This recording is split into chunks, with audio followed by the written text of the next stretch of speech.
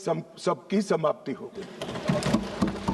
ये टोटल 1925 से लेकर 2026 तक 101 साल का उनका इतिहास है माननीय। इसीलिए मैं कहता हूं मेरे साथी सदस्यों को जो सामने बैठे हैं, आप इसको अन्याय का स्वरूप, अन्याय के खिलाफ संघर्ष का स्वरूप मानकर महिमा मंडित मत करो। हम जिस सदन में बैठे हैं इसका विरोध करने के लिए वो जन्मे हैं। वोट की जगह बुलेट से शासन प्राप्त करना चाहते हैं। और मान्यवर, अगर यही बात है कि चर्चा करिए, चर्चा करिए, चर्चा करिए, चर्चा से कोई परहेज नहीं। हर कोई चर्चा का स्वागत करता है, पर फिर तो पुलिस क्यों रखी है? पुलिस की जरूरत ही नहीं है। सेना क्यों रखी है? पैरामिलिट्री फोर्स क्यों रखे हैं?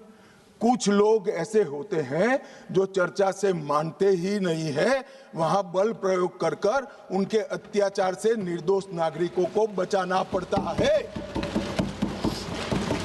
जब इन नक्सलवादियों ने सैकड़ों निर्दोष किसानों को बम लगा लगा कर पैर बगैर का कर दिया, कई स्कूलों में रेड कर कर 8 साल के, 9 साल के, 10 साल के बच्चों को उठाकर ले गए और नक्सलवाद की सेना में भर्ती कर दिया, और क्या हम मूक दर्शक बनकर खड़े रहे? ये भारतीय जनता पार्टी की सरकार है। हर नागरिक की सुरक्षा नरेंद्र मोदी ने सुनिश्चित करी है। जो भी अन्याय करेगा नागरिकों के साथ, समझा तो ठीक है मान्यवर, वरना फोर्स इसी के लिए बनाई गई है। इसका उपयोग भी होगा, परिणाम भी आएगा, और आज आ भी गया है। मान्यवर, मैं जो इनके समर्थन में, जिनको पॉपुलर लैंग्वेज में अर्बन नक्सल कहते हैं, वो बुद्धिजीवी भाइयों को सवाल करना चाहता हूं। मैंने 6 दिन से लगभग 2000 आर्टिकल निकाले, सारे बुद्धिजीवी भाइयों ने लिखे हुए। मेरे पास इसका पूरा जिस्ट भी है। ये सभी आर्टिकलों में, सभी आर्टिकल हथियार उठाकर घूमने वाले माओवादियों के साथ चर्चा करो, वो न्याय के लिए लड़ रहे हैं, उनको मारना नहीं चाहिए, इनके प्रति सिंपैथी होनी चाहिए, सरकार विकास जल्दी करे, इस प्रकार के। एक भी आर्टिकल जो 8 साल का अबूझ बच्चे को उठा ले जाकर हाथ में हथियार पकड़ा दिए, इसकी मां के लिए नहीं है। मान्यवर, एक भी आर्टिकल अपने गांव से खेत में जाते हुए किसान का पैर उड़ गया और पूरा जीवन दिव्यांग बन गया, इसकी सिंपैथी के लिए नहीं है। 5000 से ज्यादा सिक्योरिटी फोर्सेस लड़ते लड़ते शहीद हो गए, उनकी विधवाओं के लिए एक भी आर्टिकल नहीं है। इनके अनाथ बच्चों के लिए एक भी आर्टिकल नहीं है। आपकी मानवता संविधान तोड़कर हथियार लेकर घूमने वालों के लिए ही है। इनके हथियारों से जो नागरिक मारे जा रहे हैं, इनके लिए आपकी मानवता नहीं है। मानवता के दोहरे चरित्र को मैं स्वीकार नहीं करता मान्यवर। ये मानवतावादी नहीं है, नक्सलियों के समर्थक है। अगर मानवतावादी होते तो वो किसान का पैर उड़ गया इसकी भी चिंता होगी, वो अबूझ बच्चे से इसका बचपन छीन लिया इसकी भी चिंता होती। मान्यवर, वो हाथ में हथियार लेना नहीं चाहते, गरीबों के हाथ में हथियार दिलाकर अपनी विचारधारा को, अपनी आइडियोलॉजी को पनपाना चाहते हैं, मगर उनके भी दिन लग गए हैं। स्पष्टता से सुन लीजिए, ये पूरे देश में अब जागरूकता आई है। और क्या हुआ है, पूरा देश आज सुन रहा है, पूरा देश आज समझ रहा है। मान्यवर, मैं आज एक और बात बता दूं। किसी सदस्य ने जिक्र किया सलवा जुड़म का, और कांग्रेस के नेता और सारे लोग, मैं नाम देना नहीं चाहता वरना फिर से खड़े हो जाएंगे। मान्यवर, सलवा जुड़म का जजमेंट जो है इसका पक्ष लेते हैं।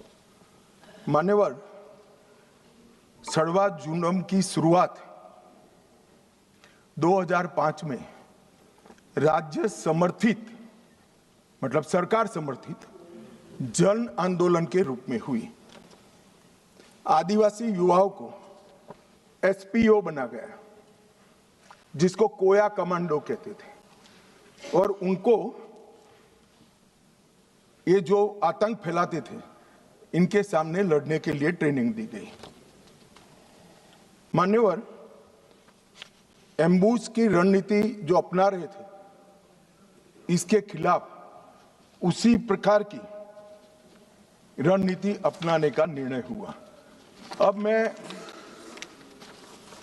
ये पूछना चाहता हूं कि सलवा जुडम की शुरुआत किसने की? मान्यवर, किसी बीजेपी के कार्यकर्ता ने नहीं की थी।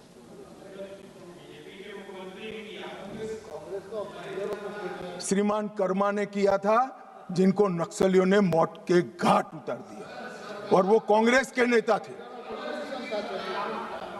मान्यवर, 5 जुलाई 2011 को सर्वोच्च अदालत ने नंदिनी सुंदर और अन्य लोगों ने एक विवाद दायर किया और सुप्रीम कोर्ट ने जस्टिस सुदर्शन रेड्डी के नेतृत्व में तय किया कि नक्सलियों के खिलाफ राज्य की ये लड़ाई गैर कानूनी है और तुरंत ही इनको हथियार वापस लेने का ऑर्डर कर दिया। परिणाम क्या हुआ मान्यवर? उनके हथियार वापस लिए गए। नक्सलियों के हाथ में हथियार थे। इन्होंने चुन चुन कर सलवा जुडम में जुड़े हुए लोगों को मार दिया मान्यवर। और वही सुदर्शन रेड्डी विपक्ष का उपराष्ट्रपति पद के प्रत्याशी बने मान्यवर। कांग्रेस पार्टी जो कह रही ना, हमारा क्या लेन देन है, ये लेन देन है। जो देश की कानून और व्यवस्था में मानता है, वो सुदर्शन रेड्डी को कभी अपना प्रत्याशी नहीं बनाना चाहिए। मान्यवर, हमारे यहां न्यायतंत्र की व्यवस्था है। जो जज बनता है उसको तटस्थ माना जाता रहे, ये हमारे न्यायतंत्र की आत्मा है। मगर कोई व्यक्ति जज बनकर अपनी व्यक्तिगत आइडियोलॉजी का उपयोग कर कर, संवैधानिक कपड़े पहनाकर अपनी आइडियोलॉजी को ऑर्डर में कन्वर्ट कर कर हजारों बेगुनाह आदिवासियों की जान जाए ऐसा फैसला देता है, तो मैं ये जजमेंट की घोर निंदा करता हूं। और मैं उन लोगों की भी निंदा करता हूं जिन्होंने उनको वोट दिए, प्रत्याशी बनाए। मान्यवर, आइडियोलॉजी जनता के भले के ऊपर नहीं हो सकती।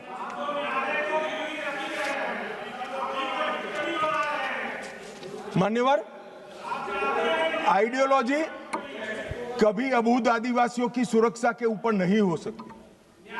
आइडियोलॉजी जनता के भले से ऊपर नहीं हो सकती। मान्यवर, ये कह रहे हैं विकास नहीं है, विकास नहीं है। 2014 के पहले का मैं बोलूंगा तो फिर से हो हल्ला करेंगे, मगर 14 के बाद का तो बोलने का मुझे अधिकार है मान्यवर, क्योंकि हमारी पार्टी की सरकार है। हमारे नेता के नेतृत्व में, नरेंद्र मोदी जी के नेतृत्व में सरकार चल रही है मान्यवर। 2014 के बाद ये पूरे क्षेत्र में 17,589 किलोमीटर सड़कें बनाने का मंजूरी दिया है, जिसमें 12,000 किलोमीटर सड़कें बन चुकी हैं। ये विकास की बात करें, वो इसलिए हो रहा है कि धीरे धीरे धीरे नक्सलवाद समाप्त हो रहा है, वरना वहां सड़कें नहीं होती थी। आईडी गाड़ देते थे, ट्रकों को जला देते थे, और लगभग 20,000 करोड़ रुपया खर्च हो चुका है। मैंने 20,000 करोड़ रुपया। मोबाइल टावर लगभग 5,000 मोबाइल टावर 6,000 करोड़ के खर्चे से हम लगा चुके हैं मान्यवर। वहां पर दूरसंचार पहुंचेगा तो ये दुनिया के साथ जुड़ेंगे, देश के साथ जुड़ेंगे, विकसित भारत के साथ जुड़ेंगे मान्यवर। 2 अन्य योजनाओं में और 8,000 4G टावर बनाने का हुक्म नरेंद्र मोदी जी ने किया है। बाद में दिल्ली जितनी ही कनेक्टिविटी छत्तीसगढ़, महाराष्ट्र और तेलंगाना के आदिवासी क्षेत्र में होगी।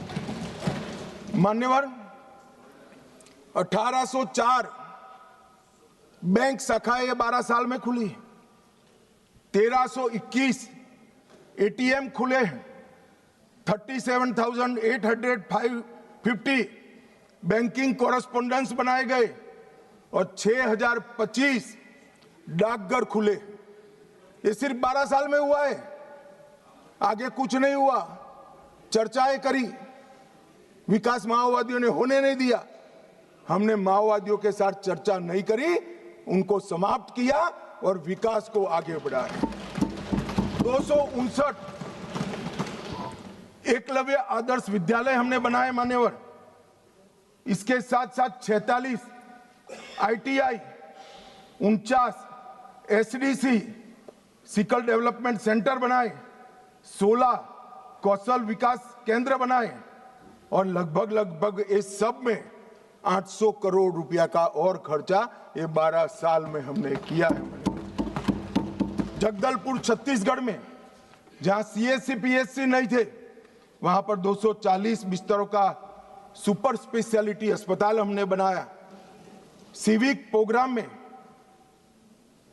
212 करोड़ के कार्य किए जो स्वास्थ्य शिविर और दवाओं के जुड़े हुए हैं और जनजातीय युवा एक्सचेंज के कार्यक्रम भी हमने बनाए। सिक्योरिटी के लिए, राज्यों की सहायता के लिए एसआरई लेकर आए, 10 साल में 3000 करोड़ दिया। स्पेशल इंफ्रास्ट्रक्चर स्कीम लेकर आए और 5000 करोड़ दिया। एक्सटेंडेड SIS योजना लेकर आए और 2000 करोड़ दिया और 4000 करोड़ केंद्रीय निधि द्वारा क्रिटिकल पब्लिक इंफ्रास्ट्रक्चर, जैसे पानी की छोटे पानी की टंकी है, जोड़ने वाली पुलियां हैं, गांव के अंदर पंचायत घर बनाना है, इसके लिए 4000 करोड़ रुपया दिया। मान्यवर, ये क्यों हो पाया और 70 से अब तक क्यों नहीं हुआ था? कांग्रेस पार्टी करना नहीं चाहती थी, ऐसा नहीं है। करने जाते थे वो धमाके कर मार देते थे। हमने धमाके करने वालों को समाप्त किया तो ये विकास अब हो रहा है और विकसित बस्तर की रचना मान्यवर हो रही है।